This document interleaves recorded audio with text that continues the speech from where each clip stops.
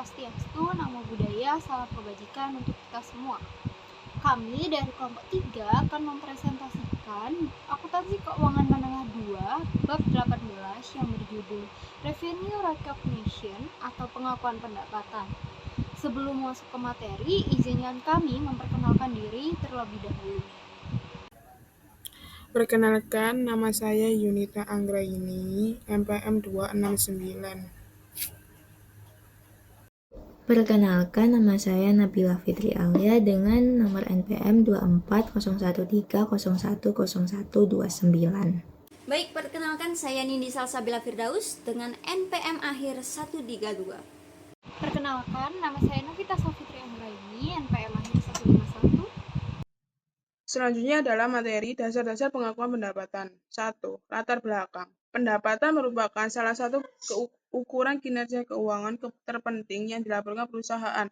Pendapatan memberikan wawasan tentang kinerja perusahaan di masa lalu dan masa depan, serta merupakan pendorong signifikan bagi ukuran kinerja lainnya, seperti EBITDA, laba bersih, dan laba per saham. Oleh karena itu, menetapkan pedoman yang kuat untuk mengakui pendapatan merupakan prioritas dalam menetapkan standar. Yang kedua adalah standar pengakuan pendapatan. Standar pengakuan pendapatan baru-baru ini, pendapatan dari kontrak dengan pelanggan mengadopsi pendekatan aset kewajiban sebagai pendapatan pengakuan. Pendekatan aset liabilitas mengakui dan mengukur pendapatan berdasarkan perubahan aset dan liabilitas. Dewan memutuskan bahwa fokus pada pengakuan dan pengukuran aset dan liabilitas dan perubahan aset atau liabilitas tersebut selama masa kontrak akan menghasilkan pengukuran pendapatan yang lebih disiplin dibandingkan dengan kriteria risiko dan imbalan dalam standar sebelumnya. Selanjutnya adalah tinjauan umum proses 5 langkah. Contoh Aribus. Asumsi Aribus BRA menandatangani kontrak penjualan pesawat kepada Cathay Pacific Airlines sebesar 100 juta. Sebagaimana telah dijelaskan, langkah 5 adalah saat Aribus mengakui pendapatan terkait penjualan perusahaan kepada Cathay Pacific.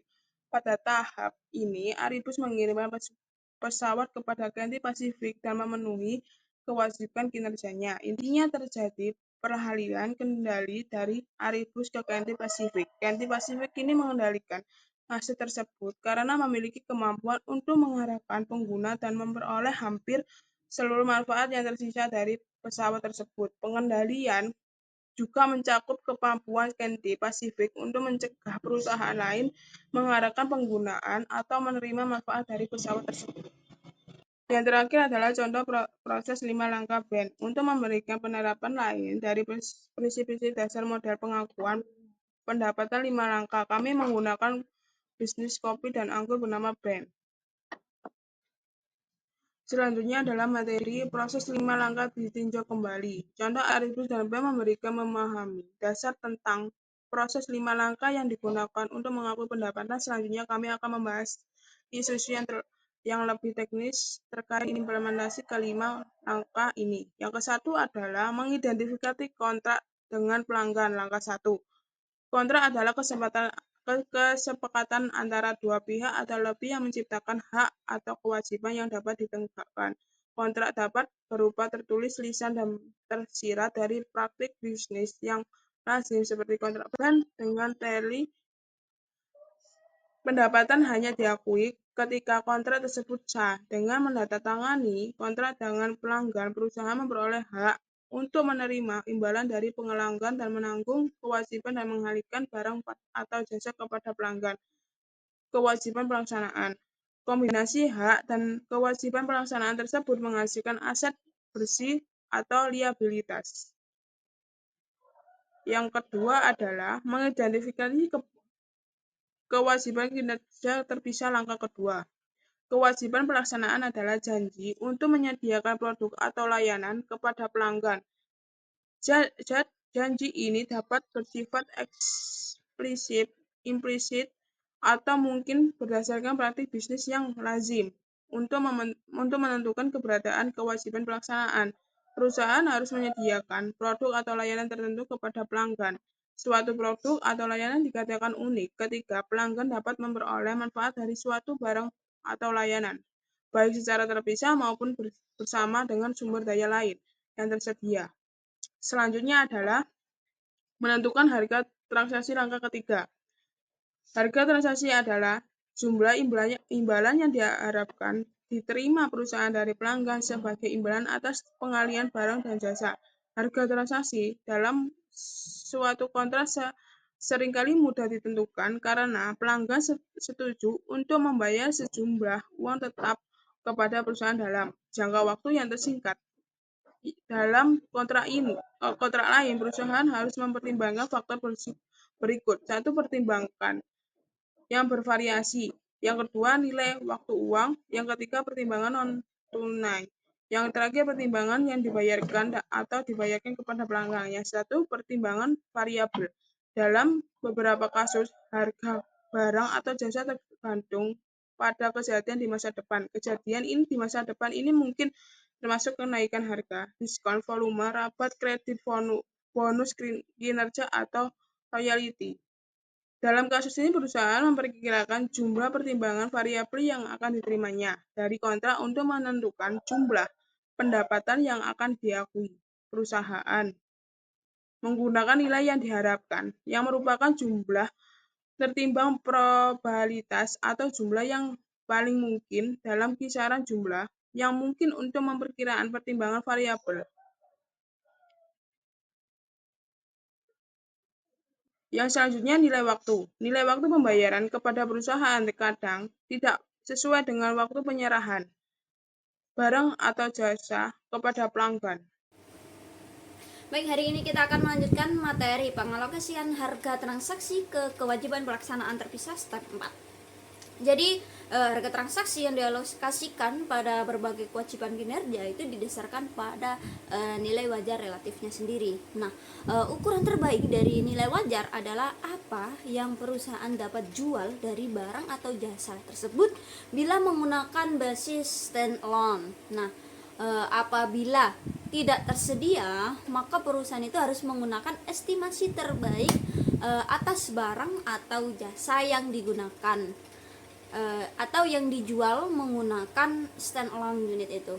Langsung saja ke contoh soalnya. Nah, seperti yang sudah ada di buku bahwa handler company ini merupakan perusahaan pembuat peralatan yang biasa digunakan oleh industri konstruksi. Nah, produk handler ini mencakup potongan-potongan kecil hingga besar dari sebuah mesin otomatis hingga suatu sistem kompleks yang berisi banyak komponen. Nah, harga jual unit ini berkisar dari 600.000 hingga 4 juta. Nah, itu termasuk jasa pemasangan dan pelatihan. Nah, proses instalasi ini tidak akan mengubah kekhasan dari peralatan dan tidak memerlukan hak kepemilikan atas informasi peralatan agar peralatan tersebut dapat terinstal sesuai dengan spesifikasinya. Handler sendiri ini memiliki kesepakatan berikut dengan C Company. Itu yang pertama, C Company ini membeli peralatan dari handler seharga 2 juta dan memilih handler ini yang melakukan instalasi. Nah, harga produk handler ini berlaku baik menggunakan atau tidak menggunakan jasa instalasi. Jadi beberapa perusahaan itu melakukan sendiri pekerjaan instalasi karena memiliki pekerjaan pemasangan atau karena memiliki koneksi dengan pihak lain. Jadi layanan instalasi yang sudah termasuk di dalam kesepakatan ini diestimasi memiliki harga jual berdiri sendiri atau standalone selling price sebesar 20.000. Nah, harga jual berdiri sendiri the standalone selling price ini dari sesi pelatihan diestimasi sebesar 50.000. Nah, perusahaan lain dapat pula melakukan jasa pelatihan ini seperti tersebut. Nah, C ini berkewajiban membayar handler sebesar 2 juta atas pengiriman dan instalasi peralatannya. Kemudian handler mengirimkan peralatan pada tanggal 1 September 2022 dan menyelesaikan instalasinya pada 1 November 2022. Nah, penyerahan kendali produk ini telah selesai. Nah, pelatihan berkaitan dengan penggunaan peralatan ini dimulai sesaat setelah instalasi itu selesai dan berlangsung selama 1 tahun. Jadi jaraknya 1 tahun. Nah, peralatan memiliki masa manfaat selama 10 tahun. Kemudian pertanyaannya, apakah kewajiban pelaksanaan untuk tujuan akuntansi dari penjualan peralatan ini? Pasti. Tujuan utama dari handler adalah menjual peralatannya. Jasa lainnya berupa instalasi dan pelatihan bisa saja dilakukan oleh pihak lain. Oleh karena itu, peralatan, instalasi, dan pelatihan adalah 3 produk atau jasa yang berbeda. Tiap item memiliki harga jual stand-alone selling price-nya sendiri dan tidak saling berkaitan. Kemudian pertanyaan yang kedua, apabila terdapat lebih dari satu kewajiban pelaksanaan, maka bagaimanakah pembayaran 2 juta ini dialokasikan ke dalam berbagai komponen yang tadi? Nah, jadi total pendapatan sebesar 2 juta itu harus dialokasikan ke dalam 3 komponen berdasarkan harga jual berdiri sendiri relatifnya masing-masing atau relative stand-alone selling prices. Nah, pada kasus ini harga berdiri sendiri peralatan yaitu 2 juta, biaya instalasi 20.000 dan pelatihan 50.000. Oleh karena itu, total dari jual berdiri sendiri, harga jual berdiri sendiri adalah 2.070. Maka alokasinya yaitu sebagai berikut: peralatan sebesar 1932367, kemudian instalasinya 19324 dan juga pelatihannya sebesar 48309. Jadi handler ini mencatat jurnal berikut ini pada tanggal 1 November 2022 untuk mencatat pendapatan penjualan dan pendapatan jasa atas instalasi sebagai unearned service revenue, yaitu cash 2 juta pada service revenue instalasi sebesar 19.324, unearned service revenue 48309. Diberi unearned sebab dia ini masih punya tanggungan yang harus dipenuhi. Kemudian ada sales revenue sebesar 1932367. Baik, selanjutnya ada pengakuan pendapatan pada saat atau sebagai tiap kewajiban pelaksanaan telah dilaksanakan step 5. Jadi perusahaan itu memenuhi kewajiban pelaksanaan pada saat pelanggan itu telah mendapatkan pengendalian atas barang atau jasa tersebut. Nah, perubahan dalam indikator pengendalian, yang pertama ada perusahaan memiliki hak untuk menerima pembayaran atas aset yang diserahkan. Kedua, perusahaan telah menyerahkan hak kepemilikan legal atas aset. Ketiga, perusahaan telah menyerahkan kepemilikan fisik aset. Kemudian keempat, pelanggan telah menerima resiko dan hak kepemilikannya. Kemudian yang kelima, pelanggan telah menerima aset tersebut. Kemudian pengakuan pendapatan dari kewajiban pelaksanaan yang melampaui waktu. Untuk metode mengukur progres harus menggambarkan penyerahan kendali dari perusahaan kepada pelanggan. Yang paling umum adalah cost to cost and unit of delivery methods. Nah, tujuan dari metode ini adalah untuk mengukur tingkat progres atau kemajuan dalam hal biaya, unit, atau nilai yang ditambahkan. Selanjutnya kita akan membahas bab accounting for revenue recognition issue. Jadi prinsip pengakuan pendapatan dan konsep kendali diilustrasikan untuk situasi berikut. Yang pertama ada sales returns and allowance. Nah, dalam hal ini hak retur itu diberikan kepada pelanggan dengan berbagai alasan. Di antaranya yaitu ketidakpuasan terhadap produknya. Nah, perusahaan ini menerima retur produk dengan menerima berbagai kombinasi dari hal-hal berikut, yaitu yang pertama, pengembalian penuh atau sebagian atas imbalan yang dibayarkan. Kemudian yang kedua yaitu kredit yang dapat diperhitungkan terhadap jumlah utang atau yang akan terutang terhadap penjualan tersebut. Ketiga, produk lain yang terkait dengan pertukaran. Nah, contoh ini di saat penjualan kredit dengan retur dan potongan.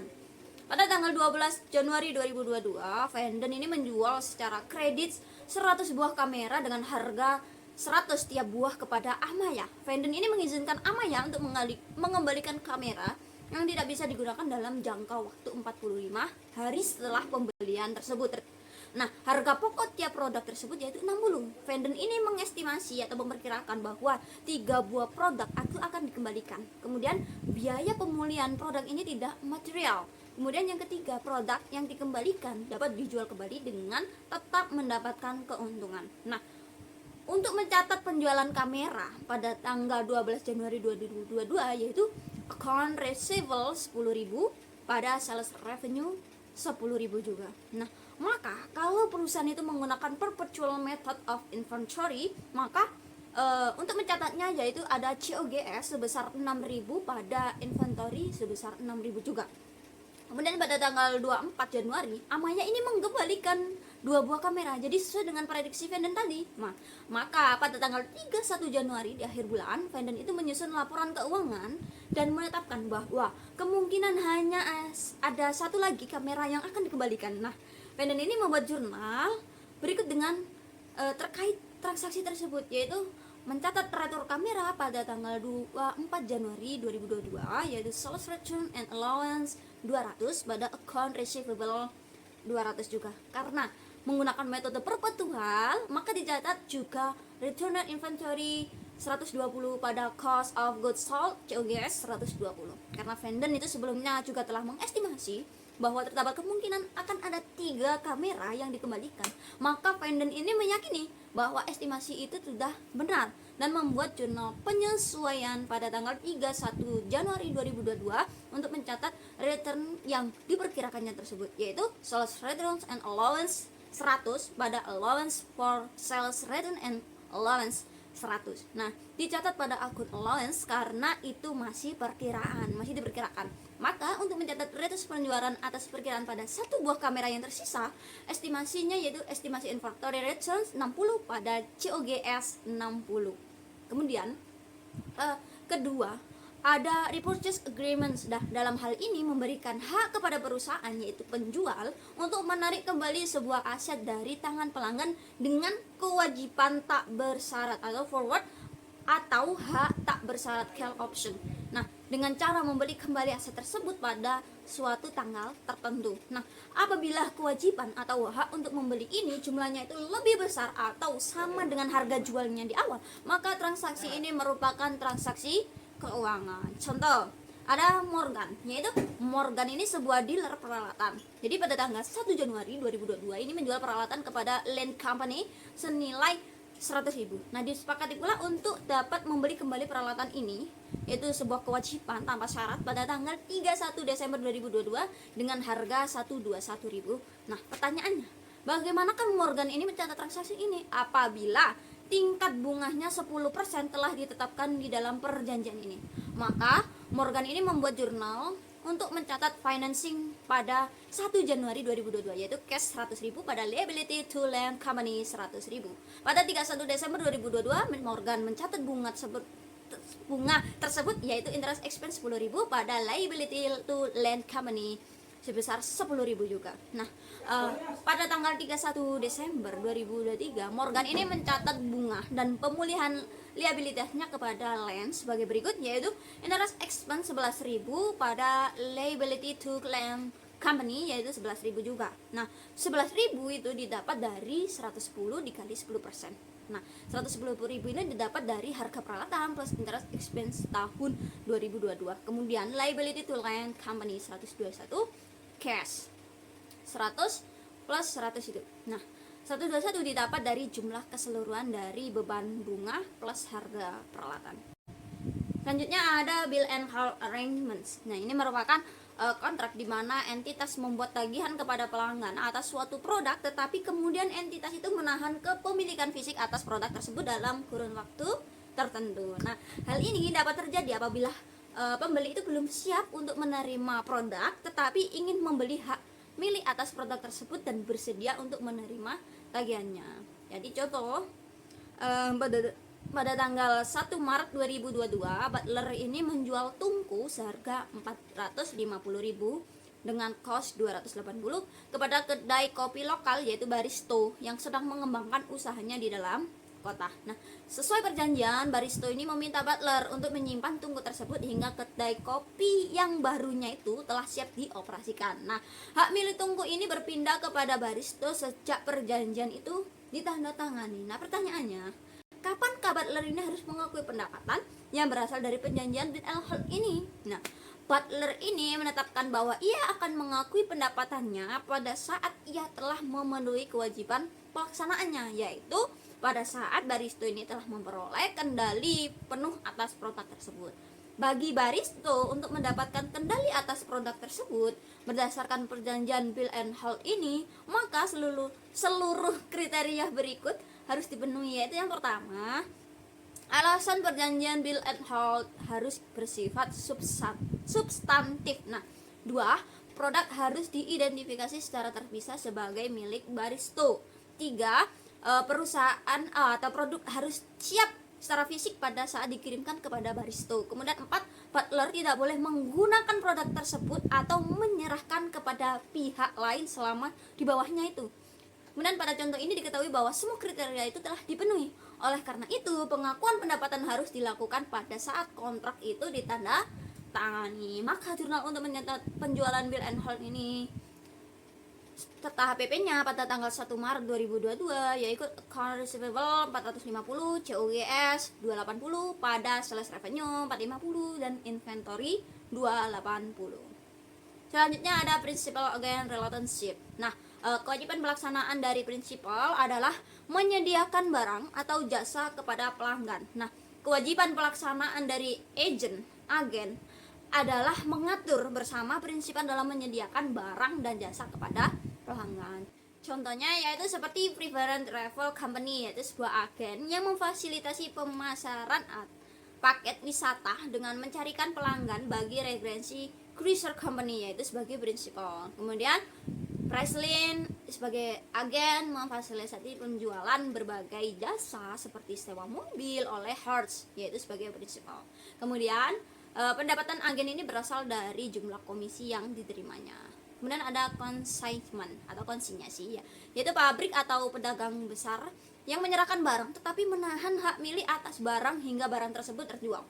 Sedangkan konsignor atau pabrik atau pedagang besar itu mengirimkan barang dagang kepada konsignee atau dealer yang bertindak sebagai agen bagi konsignor dalam menjualkan barang dagangan. Kemudian konsignor ini memperoleh profit dari penjualan dan mencatat barang dagangan sebagai persediaan, sedangkan konsignee ini memperoleh komisi dari penjualan. Contoh, Nelba Manufacturing ini mengirimkan barang dagangan senilai 36.000 secara konsinyasi ke Best Value Store. Nah, Nelba ini menanggung biaya pengiriman sebesar 3.750 dan Best Value membayar iklan 2.250. Nah, yang akan diganti oleh Nelba. Nah, pada akhir periode tersebut, Best Value itu telah menjual 2/3 dari barang dagang konsinyasi tersebut dengan harga tunai 40.000. Nah, Best Value ini memberitahu Nelba tentang penjualan tersebut. Nah, menerima komisi sebesar 10% dari mengirimkan uang tunai yang terutang kepada Nelba. Pertanyaannya, jurnal apa saja yang dibuat oleh pengirim Nelba dan penerima Best Value untuk mencatat transaksi ini? Jadi, pada saat pengiriman barang konsinyasi, Nelba sebagai consignor ini menjurnal inventory consignment 36.000 pada finished good inventory 36.000. Kemudian Best Value Stores sebagai consignor ini tidak menjurnal apapun. Kemudian ketika pembayaran biaya pengiriman oleh pengirim, Nelba ini menjurnal inventory consignments 3750, cash pada cash 3750 dan Best Value belum mengentry data apapun. Kemudian di saat pembayaran iklan oleh penerima barang, Best Value ini menjurnal receivable from consignor 2250, cash 2250. Kemudian pada saat penjualan barang dagang, Best Value menjurnal cash 40.000 pada payable to consignor 40.000. Kemudian di saat pemberitahuan penjualan dan pengeluaran serta pengiriman jumlah yang terutang, Nelba menjurnal yaitu cash 33750, advertising expense 2250, commission expense 4000 pada revenue from consignment sales 40.000. Kemudian Best Value menjurnal payable to consignor 40.000 pada receivable from consignor 2250, commission revenue 4.000, cash 33750. Baik, yang berikutnya adalah warranties. Jadi ada dua jenis garansi bagi pelanggan. Yang pertama, produk memenuhi spesifikasi yang disepakati dalam kontrak pada saat produk dijual, di mana warranty sudah termasuk dalam harga jual, yaitu disebut dengan assurance type warranty. Kedua, yaitu garansi yang tidak termasuk dalam harga jual produk. Itu adalah service type warranty. Ini dicatat sebagai kewajiban pelaksanaan terpisah. Di sini ada soal Maverick Company menjual 1000 Rolomatics pada tanggal 1 Oktober dengan total harga 6 juta dengan sebuah warranty guarantee yang menyatakan bahwa produk bebas dari kerusakan. Harga produk Rolomatics adalah 4 juta, syarat berlakunya jaminan warranty ini 2 tahun dengan estimasi biaya sebesar 80.000. Selain itu, Maverick menjual perpanjangan warranty yang terkait dengan 400 Rolomatics untuk 3 tahun, di luar 2 tahun waktu warranty tadi. Seharga 18.000. Dan pada tanggal 22 November, Maverick mengeluarkan biaya upah pekerja sebesar 3.000 dan biaya komponen 25.000 terkait dengan jaminan warranty. Maverick menyiapkan laporan keuangan pada 31 Desember. Diestimasi bahwa jaminan warranty di masa depan total sebesar 44.000 pada 31 Desember. Pertanyaannya, apakah jurnal yang harus dibuat oleh Maverick pada tahun tersebut berkaitan dengan penjualan Rolomatics dan jaminan perpanjangan warranty? Nah, pada tanggal 1 Oktober saat Maverick menjual Rolomatics dan warranty, maka jurnalnya adalah mendebit kas 6 juta ditambah 18.000, kemudian mencatat sales revenue terkait dengan Rolomatics-nya yaitu 6 juta dan 18.000 terkait dengan warranty-nya. Apabila dilakukan terpisah maka disebut unearned warranty revenue. Kemudian catat harga pokok penjualan karena perusahaan menggunakan perpetual inventory system. Kemudian pada 22 November saat perusahaan mengeluarkan biaya terkait dengan warranty, maka jurnalnya warranty expense 28.000, kemudian dalam bentuk salaries dan wages payable 3.000, dan sisanya adalah inventory spare part atau komponen terkait inventory. Dan pada tanggal 31 Desember, perusahaan Maverick mencatat penyesuaian yang berkaitan dengan jaminan warranty pada akhir tahun. Mencatat warranty expense 44.000 dan warranty liability 44.000, yaitu mengakui adanya kewajiban atas warranty sampai dengan 31 Desember. Isu berikutnya adalah non-refundable upfront fee, yaitu uang muka yang tidak dapat dikembalikan. Merupakan pembayaran dari pelanggan sebelum perusahaan mengirimkan produk atau menyerahkan jasa, atau biasa disebut dengan uang muka.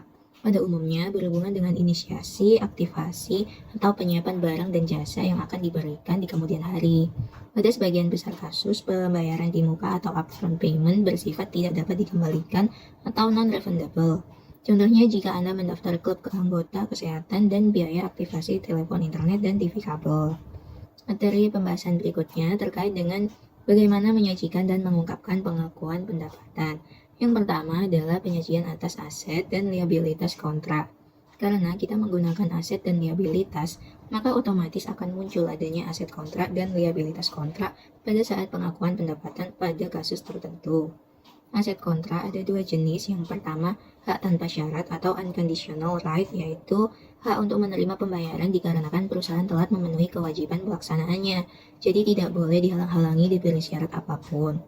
Kemudian yang kedua, conditional right, yaitu hak untuk menerima pembayaran dikarenakan perusahaan telah memenuhi satu kewajiban pelaksanaannya, tapi masih ada kewajiban lain yang harus diserahkan sebelum dapat menagih ke pelanggan. Jadi hanya tidak bisa diperoleh kalau kondisinya tidak terpenuhi. Contoh soalnya, pada 1 Januari, Vin menandatangani kontrak untuk menyerahkan produk A dan produk B kepada Overmind. Overstock senilai 100.000. Kontrak menetapkan bahwa pembayaran produk A tidak dapat dilakukan hingga produk B dikirimkan. Dengan kata lain, pembayaran tidak akan dilakukan sebelum produk A dan produk B diserahkan pada Overmind. Vin menetapkan bahwa harga jual berdiri sendiri adalah 30.000 untuk produk A dan 70.000 untuk produk B. Pada tanggal 1 Februari, Vin mengirimkan produk A ke Overmind. Selanjutnya, produk B dikirimkan pada tanggal 1 Maret. Pada 1 Februari, Vin membuat jurnal berikut ini. Muncul kontra aset karena Vin telah menyerahkan barang kepada Overmind, tapi dia belum bisa mendapatkan uang tunai atau pembayaran. Tetap dicatat revenue di kreditnya.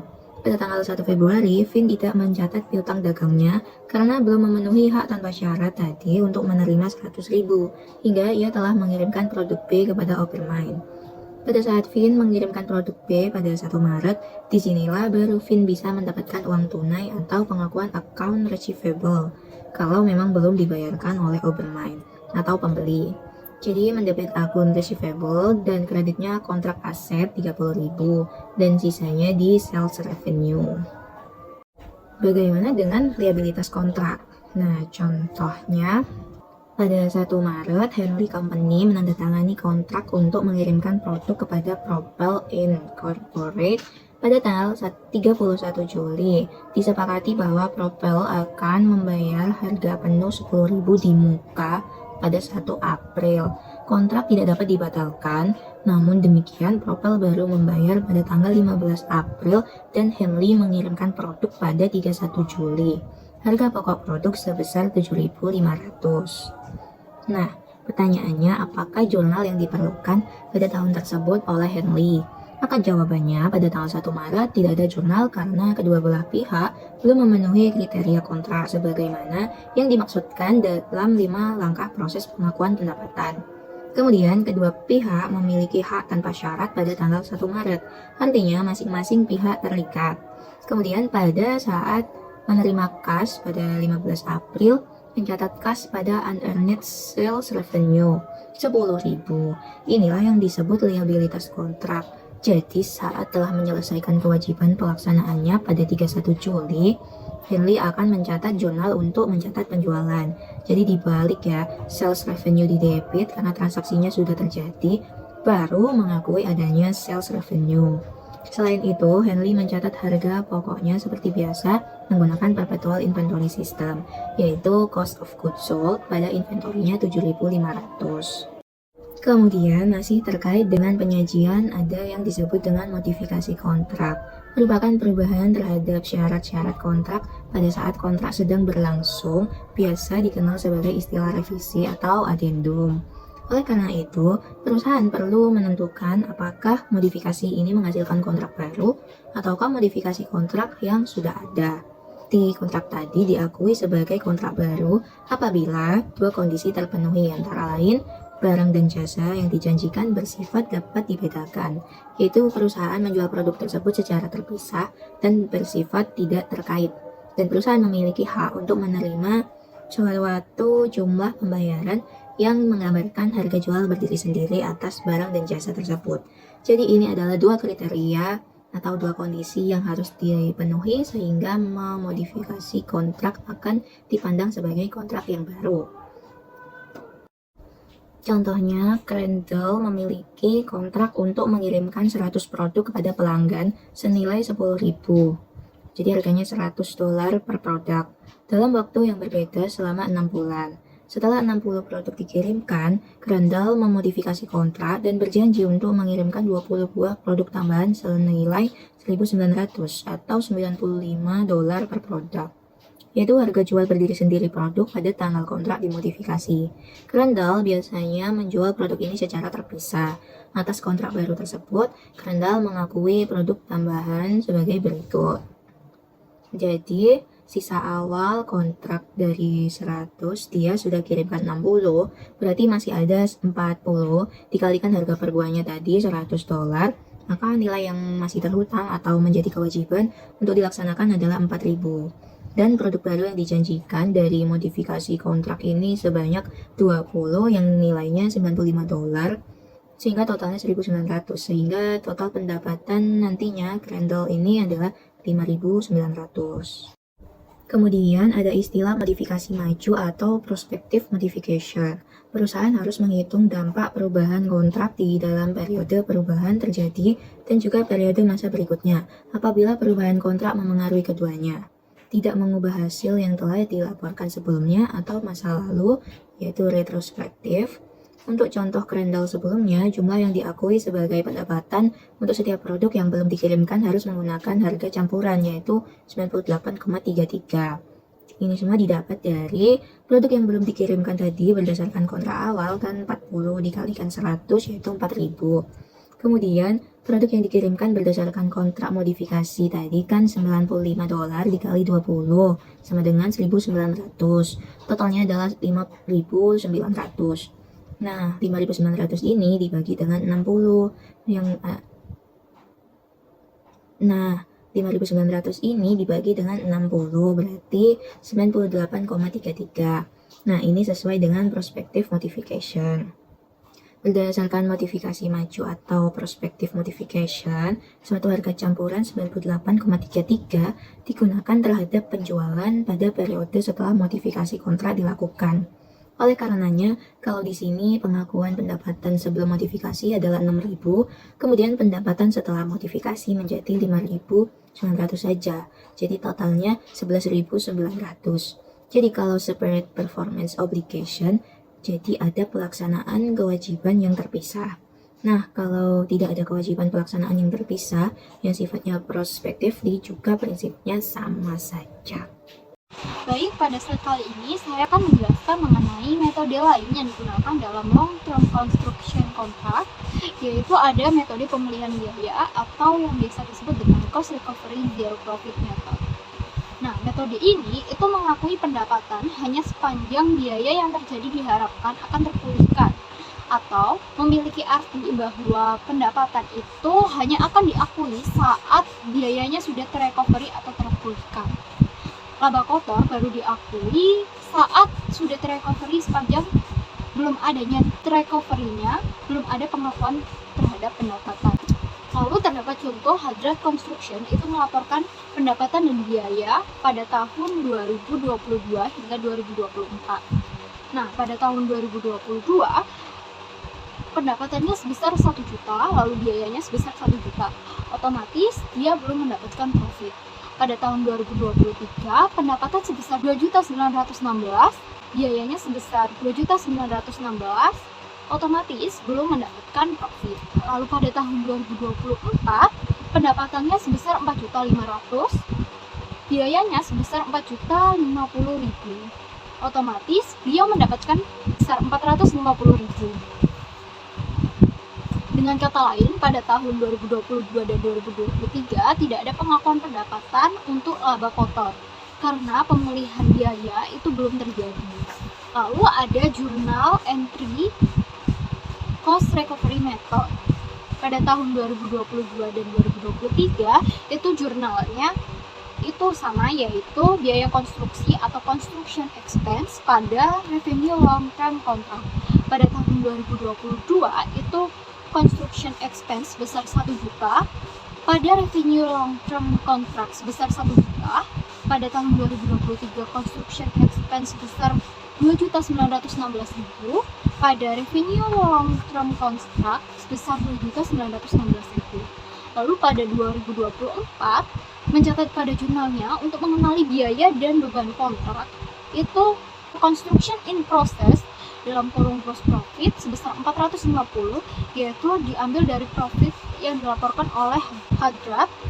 Lalu construction expense sebesar 1.134.000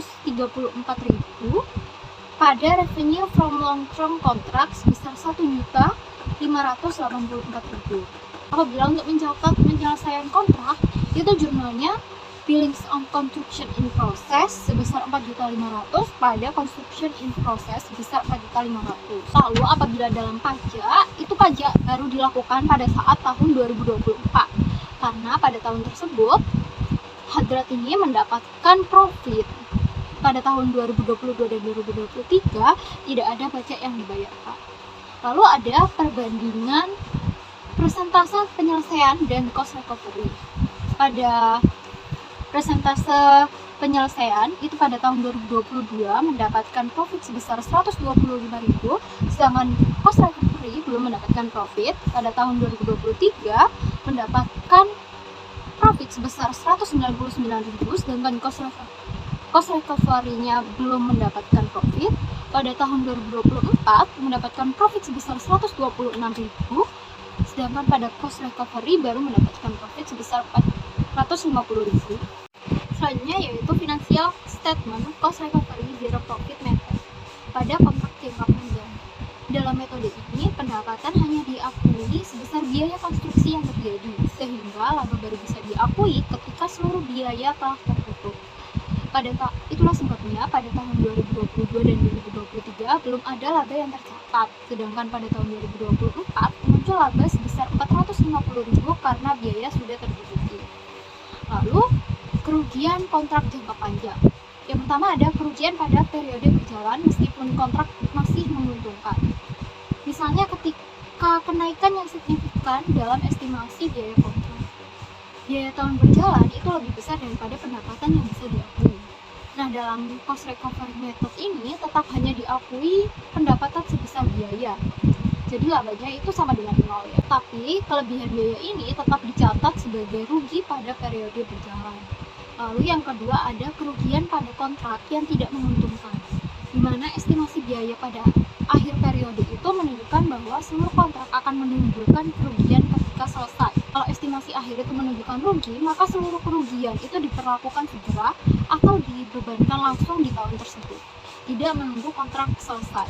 Jadi meskipun zero profit method itu biasanya menunda laba, untuk kerugian justru harus langsung diakui secara umum.